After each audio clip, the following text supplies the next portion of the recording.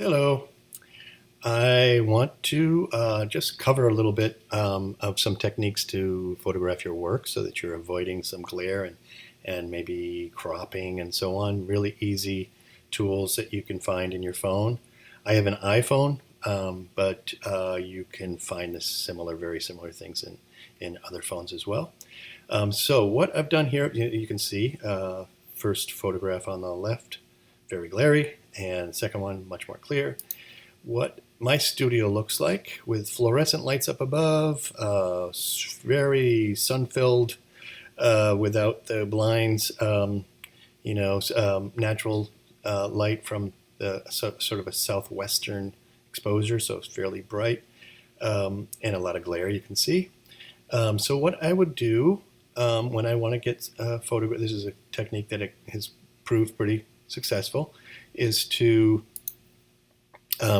shut off the lights.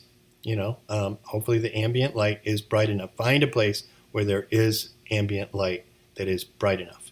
Okay, so I've shut off my overhead lights, so I reduce the glare from that, because that will affect things. And what I'll do is I'll go in, I'll find a place that's a little bit in the shade, a little shadow. It's not extremely dark, but you're catching some of the ambient light from the room again, but just away from the direction of the light. I've gone and clicked that picture with my iPhone, and I've gone in and hit the edit button to bring me to cropping mode, which is this little button, the little icon down on the bottom there. Looks like two little elbows, and that is the crop mode. And there's different ways you can crop, and you use the corners on the frame just to actually crop with your fingers on the iPhone. You can do it once you get it loaded in the computer as well, but you can do it right on your phone. So very handy. And then I've gone into the adjustment mode, which in the bottom you can see that icon is over on the right. And there's a number of adjustments that you can make. I've just selected the exposure. Usually just push the exposure up just slightly to get what I feel like is really representing what the painting is. And let's see what else. Well, different direction that can be useful, but the center icon there is there's various filters that you can use. And one of the most useful there is just showing your values. That's under your monochromatic view. Really easy, and right in your back pocket or right with you at all times. So all that being said, I come up with and put that into my computer. Same adjustments that you are, same ways that you can go, tools that you have there up on the top, adjust, filter, and crop.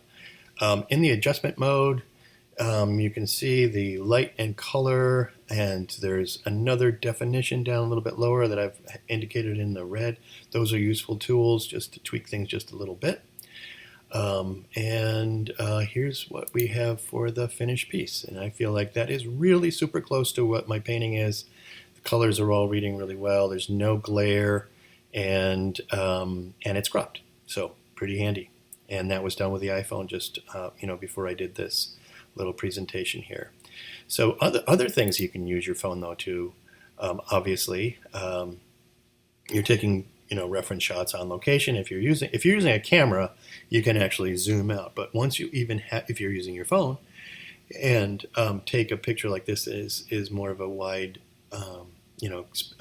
panoramic, using that same tool and zooming out, editing, cropping rather, getting a composition that might have shapes more varied, show everything about the scene that you want, but just eliminate some of the noise and the complication of the whole scene in front of you. So that's a really useful tool there, and you can do the same thing with looking at the painting. The photograph as a values. So super helpful. From scene to scene, framing your vision is the theme of this course and is designed for artists at all levels to explore new ways of seeing the world around them, to recognize the potential for subject matter in the everyday, and how to translate that into paintings that share your unique vision. My teaching experience includes 10 years at the San Francisco Academy of Art, Pixar Studios, and the California College of Art, and private workshops for 25 years. The class begins with a review of the principles of painting with an emphasis on composition and design. I do feel that composition is the make or break foundation of any artwork, but that it's also dependent on understanding the basic principles of value and color relationships, the use of contrast and bold shapes, of creating depth with overlap, aerial perspective, and managing edges.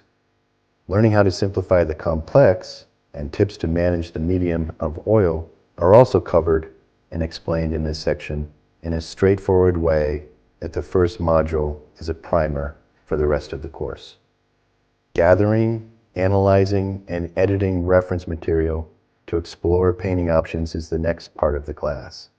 In Module 2, we'll dive into quick studies with a constant focus on the design potential, while at the same time strengthening skills in brush handling, how to simplify, edit, and critique your studies destined for larger studio paintings. The third module will focus on how to handle figurative elements in a scene. Gesture, proportion, editing, and grouping all need to be considered, but practice is ultimately the key, so this module focuses and encourages lots of that.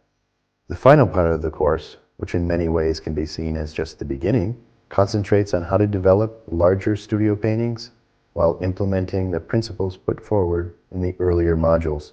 We'll also explore various palettes as options in the process, address paint quality, and techniques for working into a painting during multiple painting sessions. I do look forward to the opportunity to work with you.